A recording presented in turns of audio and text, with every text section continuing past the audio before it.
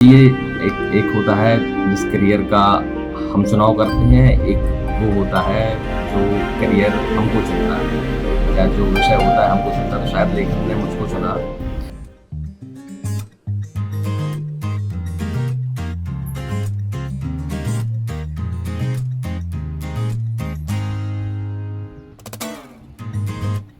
लेखन के प्रति ये प्यार, किताबों से ये दोस्ती। एक बार के लिए शायद आप भी कैमरे में नजर आ रहे इस शख्स को एक पेशेवर लेखक समझ सकते हैं, लेकिन आपको बता दें कि कलम के ये जादूगर दरअसल एक सरकारी अफसर हैं, जिनका नाम है नितेश पटेल।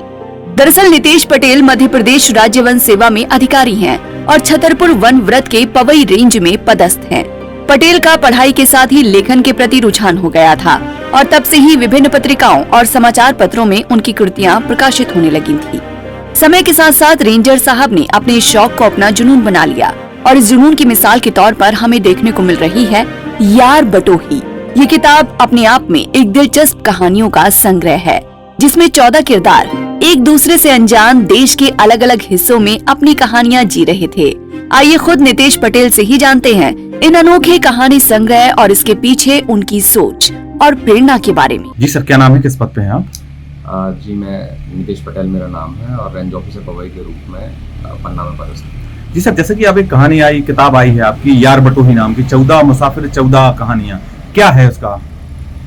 जी ये एक कहानी संग्रह है जिसमें विभिन्न लेखकों की जो भारत के अलग अलग कोने से हैं, वो एक हमारे यहाँ पे प्रसिद्ध राइटर हैं देव प्रकाश दुबे सर, उनके माध्यम से जुड़े और एक यात्रा थी वो, और उस यात्रा की अपने अपने अनुभवों की अपनी अपनी जीवन यात्रा की वो कहानियाँ एक निर्मित हुई और उनका संकलन अब ये प्रकाशित हुआ हिंदी के माध्यम से। 14 लोग कैसे जुड़ पाए इसमें? 14 लोग 14 कहानियां? ये थोड़ा सा संयोग की भी बात कह लीजिए, या उसको एक प्रकृति का कॉल कह लीजिए कि इतने लोग पहुँचे।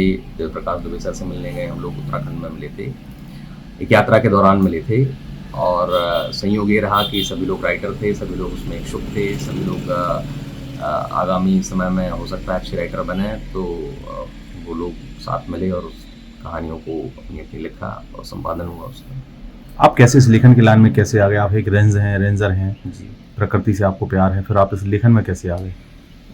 जी ये एक होता है जिस करियर का हम चुनाव करते हैं, एक वो होता है जो करियर हमको चुनता है, या जो विषय होता है हमको चुनता है। तो शायद लेखन ने मुझको चुना, और ये लगभग मैं पिछले 10 साल से, जब से कॉलेज में था, अप्रत्यक्ष रूप से करता आ रहा हूँ। कभी शुरुआत में कविताओं से की, फिर मैंने कहानी लिखी, उपन्यास पे भी मैं काम कर रहा हूँ।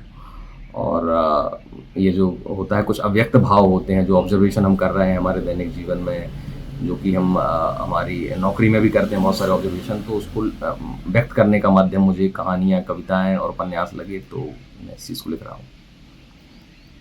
कहानी का मुख्य उद्देश्य क्या रहा है इसमें? यार बटोही में जो आपकी कहानी है उसकी थीम क्या है? जी ये कहीं ना कहीं यात्राओं की कहानी है, जैसे हमारी जीवन यात्रा होती है, इसी प्रकार की ये कहानी है। कुछ लोगों के अंतर्मन के द्वंद्व जो यात्राओं के माध्यम से व्यक्त हो रहे हैं, कुछ लोगों की यात्राओं के संघर्ष व्यक्त हो रहे हैं, कुछ बनते बिगड़ते रिश्तों की कहानियाँ हैं इसमें, कुछ महत्वाकांक्षाएँ हैं इंसान की जो कहानियों के माध्यम से व्यक्त होती हैं, कुछ अमूर्त भाव हैं जो कहानियों के माध्यम से व्यक्त होते हैं।